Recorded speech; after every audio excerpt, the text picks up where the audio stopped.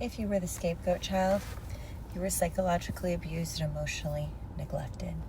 After doing this work for over 12 years, I find a common theme. The client who's actually the scapegoat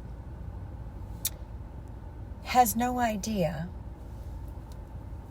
that it wasn't their fault.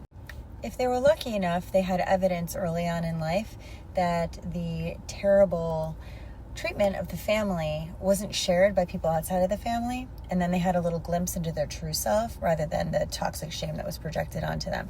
However, the biggest issue I see in people that come to me who are the scapegoat or have been the scapegoat, which we'll talk about, they can't admit that they were abused. They still try to be good enough for the family to change their role. The family may never change your role, and the only time they actually might is when you deny their treatment of you.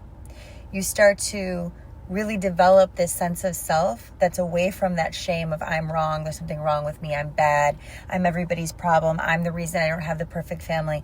None of that shit is true. So you're going to say, well, why was I the scapegoat then? You were the scapegoat because you were the one reacting to the abuse that they were doing to you, and you're the one that parent decided to project all of their unhealed shame onto because you were sensitive, because you were calling things out, because you probably have a lot of character traits that they need to live in denial of to have the false self continue.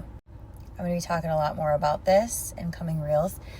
But if you are the scapegoat or were the scapegoat, the most important thing for you to do is feed that positive identity that nobody might ever agree with you in your family because they have to maintain the roles, right?